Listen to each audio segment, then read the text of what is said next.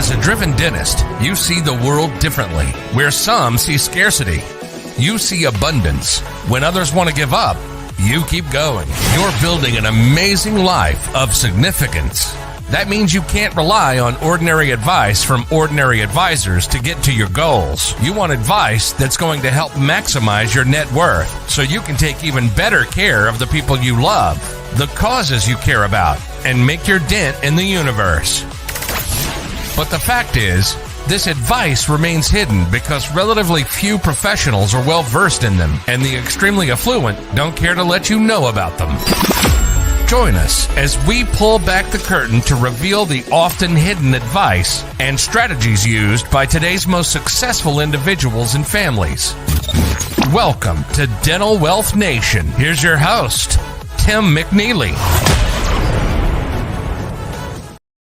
Hey, welcome everyone to another exciting edition of the Dental Wealth Nation show. And I don't know about you, but online reviews, they can both be very exciting and just a little bit scary and keep you up at night if the reviews aren't so great. And so we're going to dive into all of that today. And I'm so excited because by the time we finish today, you're going to know why online reviews are so important, and you're going to know why you should not be ignoring this major source of business growth for your practice. You're going to have tips and tricks and strategies to help you better manage your online reputation. But most importantly of all, you're going to feel excited to put these tips and tricks into action. And when it comes to helping doctors manage their online reviews, one of the best, and we have him here today, is Dr. Len Tau. And he's not only seen this in his own practice, but he's seen it across over the 11,000 dentists that he helps do the same thing. And we're going to share those tips and tricks and strategies with you today. Len, welcome to the show. Thanks for having me, Tim. I appreciate it. I'm looking forward to spending some time with you and your audience and sharing my expertise on reviews and ranking and all the other things that I focus on. Yeah, I mean, and this is such an important topic, and I think it gets ignored every once in a while. So I'm so glad we're talking about this because really reputation matters, doesn't it? Hey, when I end every one of my podcasts, webinars, seminars, you name it, I end with those words that your reputation matters, because it does. It's a super important part of practice. I always say it's almost as important as your credit score in your personal life. But reputation matters, and it really determines whether, in my opinion, you're going to have a really successful practice long term, or your practice is going to struggle to grow. Yeah, right. And we're not just talking about, reviews, but like people actually go on, they look at these things. I know I certainly do it. I'm always looking at the practitioners or services or businesses. Like I'm reading these things, and do you see most doctors embracing this? Do you see some doctors like what are you seeing as you work with the doctors out there? So I think that people recognize the fact that reputation is important. We are a reputation society. Every single thing we do in our real personal lives really revolves around reputation. If someone says, "Hey, hon, I want to go to a new restaurant," they recommend the restaurant. You're most likely going to look them up online to see information about them. You're going to look at their menu. You may want to read reviews to see what people are enjoying, or in some cases, not enjoying. When you go to a movie, when you think about going to a movie, you want to read people's reviews on what the movie was like. When you go to Amazon, you buy a 5-star rated product most of the time. You don't buy a product that's 2 stars or 1 star. So we are a reputation society where people make decisions based on what others are saying. And it's just getting more and more important. When I first got into this space in 2012, 2011, 2010, when I realized how important reviews were, times were different. Now it's something that happens every single day. Reviews come up in some form or way of conversation, whether in personal or business life. And if you don't make reputation a focus, I think you're falling behind the 8 ball. Yeah. Well, right. And if you're not controlling your reputation, someone else probably is. 100% so. You cannot ignore it. You can't put your head in the sand and pretend things aren't being said about you online. You have to embrace it. You have to understand that it's we're in the 21st century. It's something you have to make part of your marketing campaign. And it makes the marketing you're doing even better, potentially. And realistically, if you don't pay attention to it, it could hurt you in the long run. And that's where detrimental things happen to a practice. Well, I liked what you just said there, right? This should be part of your overall marketing strategy. And I know you believe that really having a strong online presence full of reviews is one of the best forms of marketing. Can you talk to me a little bit about that? Because I know so often we think about marketing, we're talking about, pay per click or Facebook ads or sending out flyers in the mail, right? Like that's what we think about marketing. So talk to me a little bit about online presence actually being a form of marketing. So you have to understand this. Everything we do in our practice has some form of marketing attached to it. You specifically said Google AdWords, click, pay per click, whatever they want to call it. You talk about doing Facebook advertising, Instagram advertising. You talk about doing flyers. You talk about doing SEO. You talk about doing all these things marketing. The goal is to really attract more new patients. Okay. Actually, the primary goal of marketing is to make more money.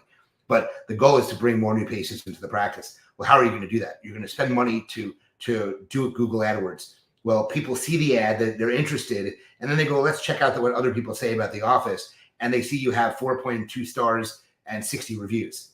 That is not going to help drive patients into your practice versus an office that is focused on reviews and they have 580 reviews, 4.8 stars. Which practice would you choose?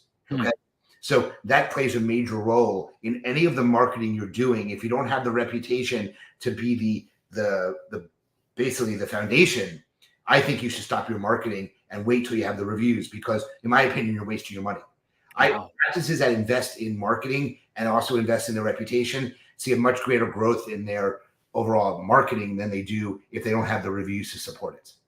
Wow. So really and I love how you tie that together, because really those reviews are what people are going to see when they're chasing down the ads that you're running. And if you don't have the reviews, how do they know that they can trust you? And so when it comes to reviews, right, how many sites do we have to be on? Where should we be getting reviews? Does it matter where they're hosted? And how many do we need? So let's go with how many you need in the first place. The minimum number you need this day and age is 200 to 300 reviews. 100 used to be the golden nugget. Now, if you don't have more than that, you're really behind the 8-ball. Okay. I just spoke to a practice today in New Jersey. They have 2 practices. One has 12 reviews. The other has 25 reviews. They need the reviews to help drive more new patients to the practice. Excuse me. So that is the number. 250, 300 would be kind of the goal if you're just starting out. Obviously, there are practices with thousands of reviews. People always say, well, how many do I need? You need to do a Google search in your area, look to see what the doctors are getting in terms of reviews, and you need to be at least at that number, if not higher. So in some areas, that could be 50 or 100. In other areas, it could be thousands. So that's really the number you need to be competitive with your competitors. So that is a big factor in it is location-based. Again, some areas have more than others. Some areas that are big, huge areas have less reviews. You may be in a small town, but if you have a competitor with 500 reviews, that's the number that you need to get to be competitive with that practice. So really, it starts by just kind of doing a basic analysis of what does your market look like, and then you want to strive to be the top. That's the goal, is always to have more than your competitor does. But even more importantly is how you rank online. So if you're visible and not credible, that's a problem. But if you're credible and not visible, that's also a problem. You need both of those things. When I give seminars out there, I always talk about visibility and credibility. It's called raving patients. Get visible, get credible, get more new patients. The secrets to getting more new patients is to be both visible and credible. Something you need both of them, not one or the other, but both. Wow. And then in terms of the reviews, right? We've just talked about the number, and we want to strive to have the most, a minimum of 250 to 300. What sites do we want these reviews on? Only one matters nowadays, unless you're in a specific parts of the country. But Google is by far and away the number one site to have reviews on. There are a lot of companies out there that get your reviews and they go to their site. That's a complete waste of money for you. If you're in certain parts of the country, California as a state, New York City, Chicago, Miami, Dallas, Seattle, Charlotte, Philadelphia, where I practiced for all those years, not even so, Yelp would be the second site you need reviews on. But those are the only two. It's been the survival of the fittest. When I first got into the space, there probably was 20 to 25 sites that was collecting reviews from your patients. Now, there's no need to. If you're in Canada, if you have Canadian clients listening, RateMDs would be another site to focus on. In the US, the only other site that I would even consider, and it's not even that much anymore, would be Health Grades. So those are the ones that you really should spend your attention on. But again, Google, if you do not now dominate Google, you're going to struggle to bring those new patients in. Okay. And so really kind of coming back to that framework you just offered us, you need both credibility and visibility. The reviews are the credibility piece. And so let's say we've got a handful of reviews and we know we want to get more. Like, how do we start in that process? Like, what are the first steps that we want to take in our practice to generate 5-star reviews? So I think the first thing you have to kind of work on is becoming an office that has a culture around reputation. So sit down with the team, explain to them the importance of reviews, asking for reviews, making sure the patients are writing reviews or using a service to generate reviews, which obviously I have Bird Eye, which I work for, but you need something in the office to help generate the reviews. If you're going to ask away, you're only going to get 5 to 7%. Do it when you ask. So if you ask 100 patients, you're lucky if 5 do it. You probably get very frustrated doing that. But you have to create this reputation culture that gets the team involved, because what is a review? A review is a report about their experience they had. So you need everybody to understand how important it is to be 100% present in the office, not distracted, paying attention to the patient, making sure you offer them the highest quality of care and service. Okay. When people write reviews, they don't really talk about the clinical aspect of it. They talk about how they feel, how you made them feel. They talk about how they look and how you made them look. You talk about how you treated them. Those are all things that reviews are written about. They're not talking about how good or bad their crown is, unless it's in the cosmetic area, because they don't know whether you did a good job or a bad job on the crown. So it's all about the customer service and making sure your customer service is to the nth level and taking it to that level, because that's what people are going to be reporting on. If you don't create that culture, your team is not going to understand the importance of it. So I would sit down with them and tell them, starting now, we have to make reputation an important part of what we do. We're going to ask, we're going to use the service. If you use the service, this is how the service works. But you have to get the entire team on board in order for it to be successful and take you in, again, to that nth degree. Well, I love this. This is such a holistic way of thinking about marketing and thinking about getting your name out there, is because these things really are all connected, right? You got to have a practice that deserves 5-star reviews. And then once you do, how do you start actually generating those reviews, right? I love that you mentioned, right, if you just kind of are asking, you're only going to get about 5 to 7%. Like, that sounds like a lot of work for minimal effort. So there are other review services, and you certainly run Bird's Eye. Tell us a little bit about that and how that helps automate this process and make it a little bit easier for practices to get reviews. So there are a number of different services out there, and I want to make it clear to those listening, when I talk about review services, there's only a couple of them. Your product that you're using may generate reviews, but it's not a review service. So products like Dental Intelligence and Addit and Weave and Solution Reach and Lighthouse and Demand Force and RevenueWell, those are communication softwares. They have a review feature, but they are not a review service. I want to make that very clear. The Bird Eye is a review service, and Swell is a review service. There are only a couple of competitors in the space that focus in the dental industry. So actually, let's just even pause there for a second. What's the difference? It's a difference in the way we generate the reviews. So Swell and Bird Eye in particular have a relationship with Google where it's an auto login feature through an API that we are able to use. It makes the review process much simpler for the patient, because the patients don't have to go through the whole login process and involve multiple steps or multiple avenues to generate the reviews. There are some softwares out there that you send a link to the patient, you ask them, which is not allowed technically, whether they had a good experience or not. Based on that good experience or not, then they send them a link to write the review. Then they send them another link to write the review on Google. That's a multi-step process. The results are very poor if you do it that way. You want a service that takes them directly to Google. When they click on the link, it finds their Google login, logs them in automatically, and then one step they can write the review. That is where Bird Eye and, again, like something like Swell will help generate those reviews in that manner, and it accelerates the review process versus getting dribs and drabs on going to a Google for some of them, but most likely an internal review that they're going to keep from prevent it from going to Google. Yeah.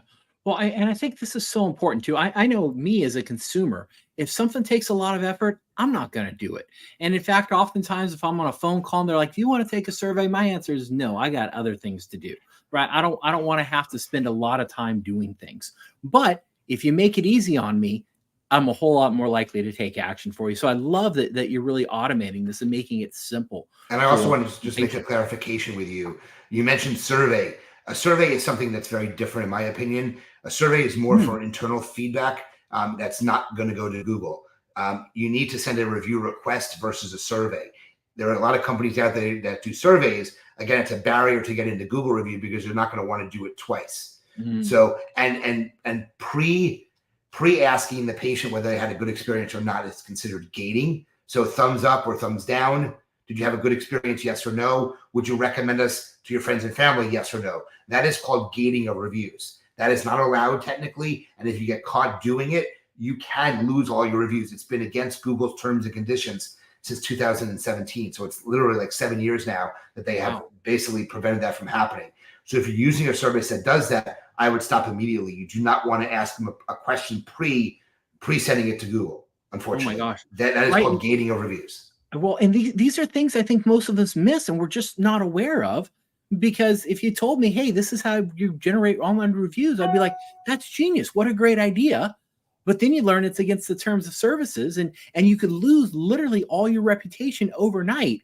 That's not a risk worth taking. No, it's not. And there are other things and now that you're on things you do not want to do. There are things you do not want to do when you're actually trying to get reviews. Number one is you do not, or you cannot incentivize the patient in any way or form.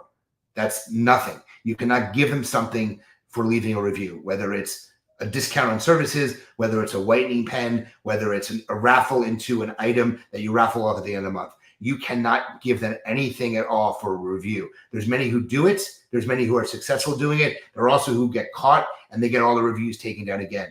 So my goal here is to get people excited to start doing it, but also make sure they're following the rules and regulations that these sites have set up. So one of the big ones is you cannot generate reviews by asking and incentivizing them. I want to make sure everybody understands that.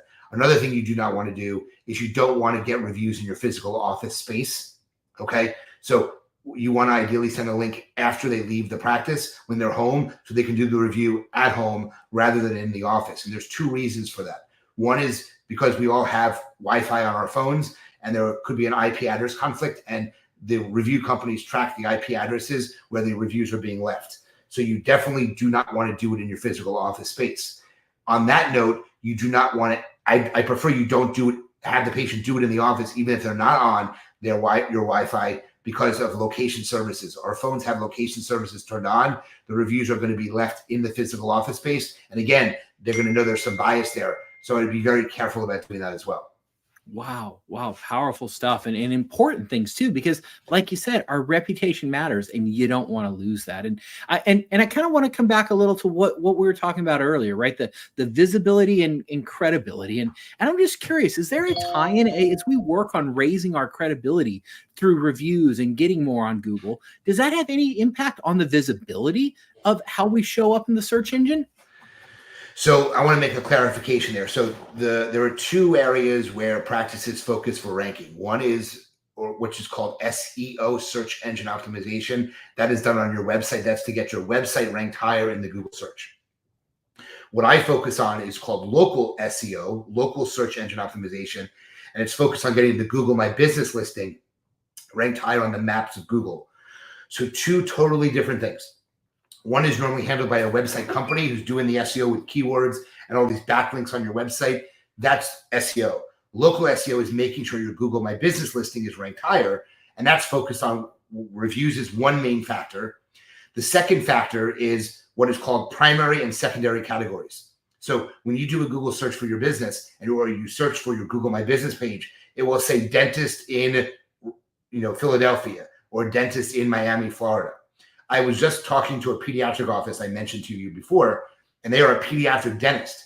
They're not ranking for pediatric dentists because when you go to their Google listing, it says dentist in New Jersey rather than pediatric dentist. So you must make sure your primary category is correct. So if you're a dentist, you want it to say dentist. You don't want to say dental clinic. You don't want it to say doctor. You want the primary category to be dentist. That is a very important primary category. Okay. Secondary categories, you can have up to 8 of them. So you can have a total of 9 categories, 1 primary and 8 secondary. The secondary category should be things that you do, whether it's emergency dental, periodontics, orthodontics. There's a whole slew of teeth whitening, emergency dental services, dental hygiene. There are tons of categories you can pick from. The practices that rank the best have the most categories selected, number one.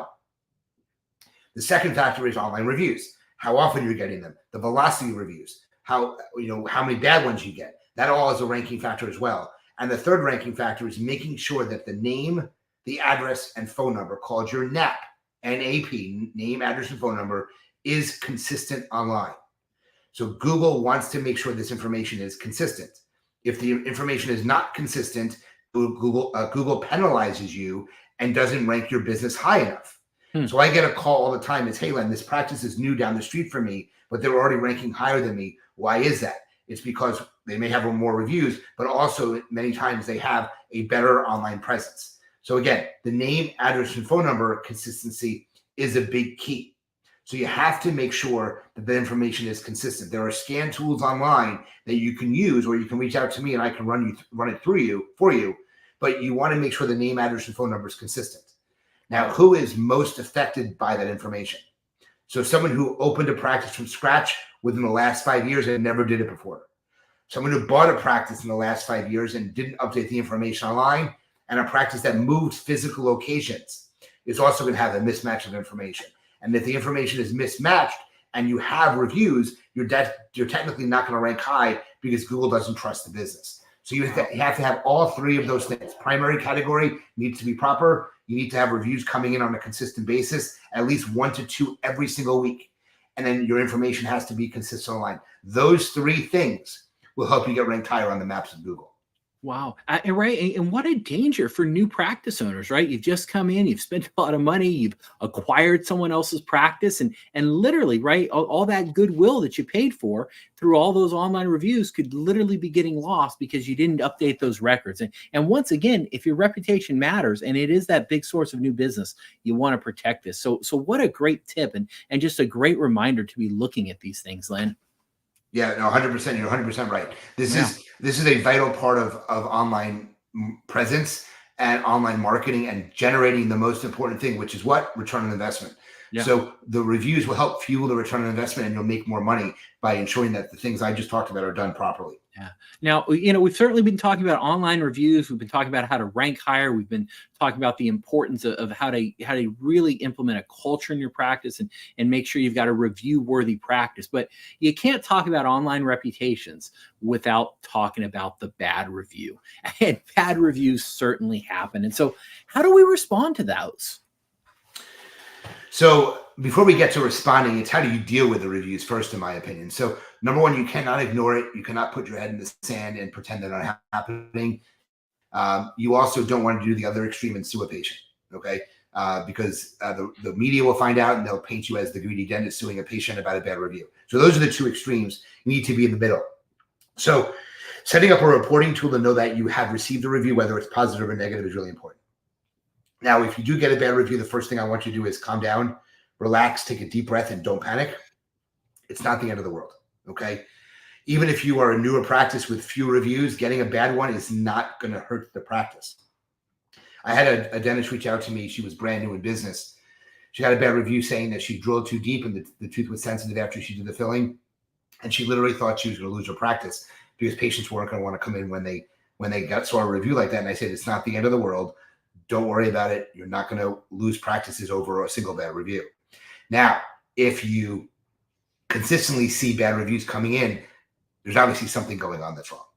And I don't believe a single practice who hasn't made the news is a target of people who are going to write consistent bad reviews. So an example, Palmer, the guy who shot the lion in Africa a number of years ago, he was blitzed with bad reviews because he made the news.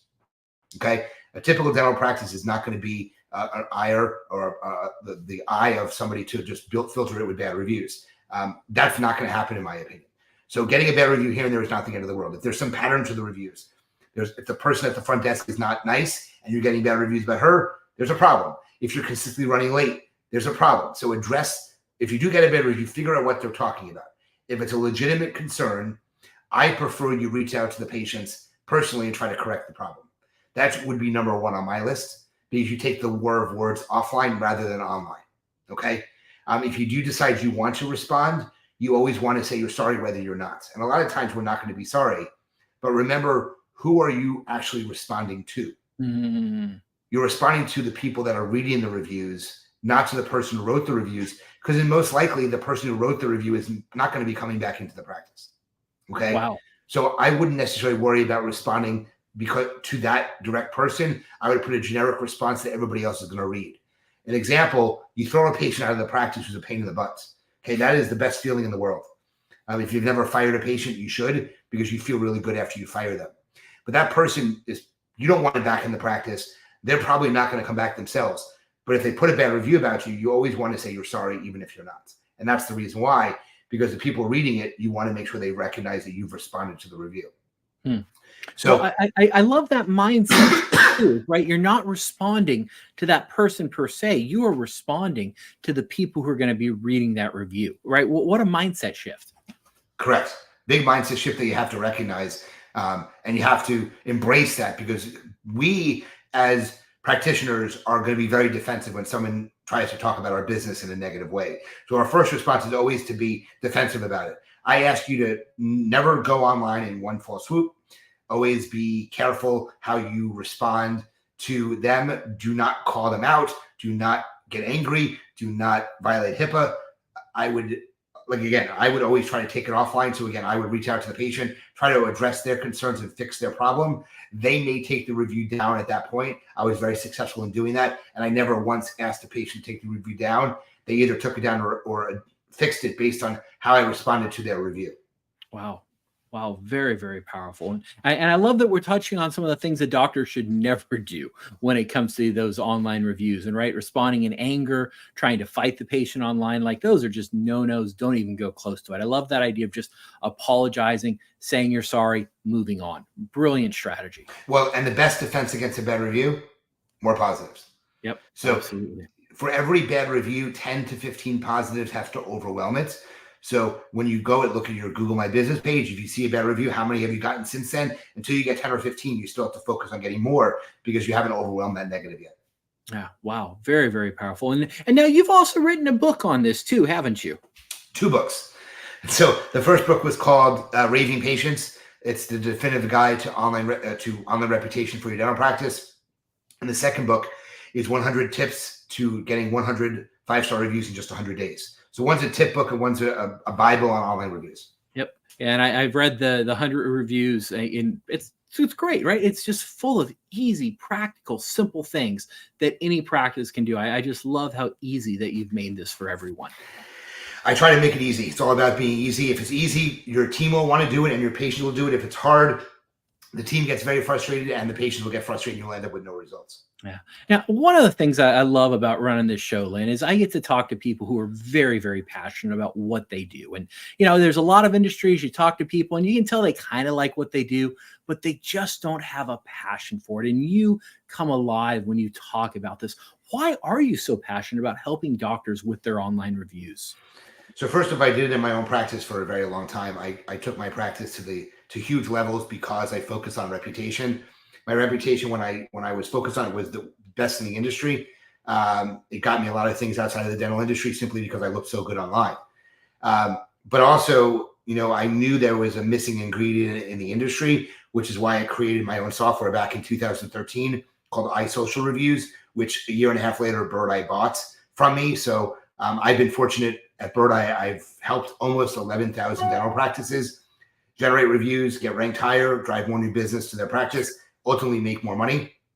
So these are things that I know work, and that's why I'm passionate about it, because I see the results that my clients get, and they call me and they let me know and they email me and they tell me how much of an impact I've had on their practice, their patients, their team, and how it's been life-changing for them. So that's why I'm passionate about it, because I found something that is such an important part of practice. Remember, 10 or 15 years ago, the internet was very different than it is now. Times have changed significantly, but the reviews have stayed. You need reviews to bring in more new patients to your practice. That has never changed and never will. Yeah, no, so true. And like I said, your passion just comes through in everything that you do. And I love how excited you get about all of this. Now, Coming back though to this idea of, right, you got to have a practice that's review worthy, right? You got to get the reviews, you got to have a practice that's worth it. You're also holding an event coming up that's going to help doctors with the business side of dentistry. Would you share a little bit about what you've got going on there? Yeah, so I'm excited. This is the second year. Last year was in Delray Beach, Florida. We had the first supercharger dental practice. We had over 200 doctors there, an amazing event. This year, we're bringing it to the West Coast. It's in Scottsdale, Arizona, September 27th and 28th. It's at the Scott Resort and Spa. We have 12 amazing speakers, 13 hours of continuing education credits. We have 2 amazing panels, very, very focused on doctors and teams if they want to bring their teams with them. It's a 2-day event, Friday and Saturday. We've got some great entertainments on Friday nights. We've got a lot of vendors who are looking forward to meeting doctors. It's superchargeyourdentalpractice.com. You can find more information about it there. And I can give a special code if they want to save $100 on reputation. Use the code RAVING, RAVING, and you can register and save $100 for your registration and want to come to the event. Again, it's in Scottsdale, Arizona, September 27th and 28th. Excellent. I just put the link down there. So if you are interested in it, click on Supercharge Your Dental Practice. And I believe these events are so important because, once again, it's the community, it's learning how to do it. And right, and a marketing and business boot camp. How exciting is that? I'm thrilled about it. What are you looking forward to most at the event? I'm looking forward to just bringing people together where they can network, meet the sponsors, learn how to grow their practice. We've got topics on leadership. We've got topics on marketing and finance and business related topics as well. How to answer the phone. There's a whole seminar on how to basically take your phone skills to the next level. So I'm just really excited about having the event year 2. Year 3 is going to be back in South Florida, in Fort Lauderdale. And we're excited about doing this on a year-to-year basis. So please come and enjoy what we do at these events. And I make sure that both the speakers, the sponsors, and the attendees are all treated like gold, because we want to make sure that they want to come back for more. Yeah. Well, I'm looking at pictures of the location right now, and it looks absolutely stunning and beautiful. It just looks wonderful. The Scott Resort and Spa is a beautiful resort. It has one of the most Instagram places in the world at the hotel. It's a cabana they have that they said is one of the most Instagram ever. So, but it's a resort where you can swim, you can hang out, you can drink, you can eat. It's all by Old Scottsdale as well. So we're looking forward to having everybody there. I wonder what their reviews look like. No, I'm just kidding. They've got great reviews. That's why I picked the resort, because they had such good reviews. There you go. Yeah, practice what you preach. I love it. So what's a good starting point for a doctor if they're confused about all this and they're like, man, I know I need to do some of this, but I just don't know where to start it. Like how do we even get started really thinking about this holistically and putting a plan together so that we can get reviews, we can get that visibility and credibility? So I think the easiest thing to do, again, is to make the commitment to make reputation a priority in the practice. So I think once you create this reputational culture in the practice, things start to fall properly from that point on. I'm happy to consult with practices if they want assistance, so they can reach out to me if they have any questions or want to learn more about what Bird Eye does. Look, I sell Bird Eye, but there are other means to the end. Many practices try on their own and are not successful. The key to being successful, in my opinion, is using an automated service. So you take the onus away from the team to actually do all the work. They have other things to focus on. They have to focus on the customer service. They focus on billing. They focus on greeting patients, answering the phones, treating patients. The last thing they want to do is focus on sending the review request out. So you should be using an automated service that allows that. That's the single biggest advantage as to why people use Bird Eye. But I'm happy to consult with people. They can reach out to me, ask my opinion on things they can do if they get bad reviews and they want answers. I have a very popular Facebook group called Raving Patients, and they can join the Facebook group, and they can actually post bad reviews they've received, either publicly or anonymously if they want, and people will answer the best way to respond or what to do if they've gotten one. So there's many ways to reach out to me, but I'm more than happy to consult with practices if they have any questions. Excellent. And what is the best way to get in touch with you? Is that through the Facebook group? Should we go to Bird Eye? How do we get in touch with you? So the easiest way is to just message me. I'll give you my email and my cell phone number. You can reach out to Bird Eye. Bird Eye would set you up for a call with me. So if you want to reach out to me directly, that will speed up the process a little bit. But my email address is dr, like doctor, LENTAU. So Dr. Len Tau at birdeye.com. If you have specific information you want about Supercharge, you can also use the email Len, L-E-N, at drlentau.com. That's my personal email. And then my cell phone number, you can text me, you can call me, is 215-292-2100. And if you look me up online, everything's under my name or Raving Patients, because I have a Raving Patients Facebook group. I have a Raving Patients podcast. I have a book called Raving Patients. So that's my brand online as well. So I'm the easiest guy to get a hold of. If you look me up online, you'll find a way to reach out to me. Excellent. Well, any closing thoughts before we sign off here, Len? You know, I think the most important thing to tell people is to embrace reputation. It's a way to grow your practice. It's not a hindrance. It's only a hindrance if you don't, or you ignore the bad reviews and you keep getting them. That hurts you more than anything. But if you want to take your practice to the next level and are willing to put a little work in, but mostly have to just treat patients well, reputation is a great way to grow your practice. And I think the sky's the limit. So if you have any questions, you want any suggestions, you need any answers, I'm the guy to reach out to, and I'm happy to do it. So you're not going to annoy me, just reach out and I'm happy to engage you.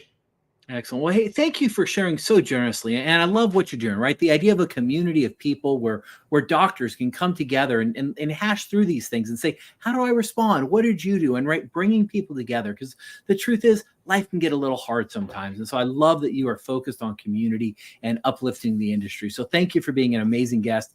Thank you for sharing so generously with us. I appreciate you having me. I hope the listeners and the viewers have definitely take something away from it. And I'm here to help. That's what I've done, and I will continue to do it. Well, I love that we were talking about right before you and I went live. And you're right, we want you to listen to this and take action, right? If you just listen to it, you're wasting your time. We want you to take these things, put them in practice, in your practice. And if you do that, tomorrow is going to be even better than today. So thank you again, Len, and we'll see you again here soon on the Dental Wealth Nation Show. Thanks very much, Tim, for having me. I appreciate it. You've been listening to Dental Wealth Nation. We hope you've gotten some useful and practical information from the show. Join us next time as we pull back the curtain to reveal the often hidden advice and strategies used by today's most successful individuals and families, and help maximize your net worth so you can take even better care of the people you love. Till next time, make sure to hit the website at dentalwealthnation.com.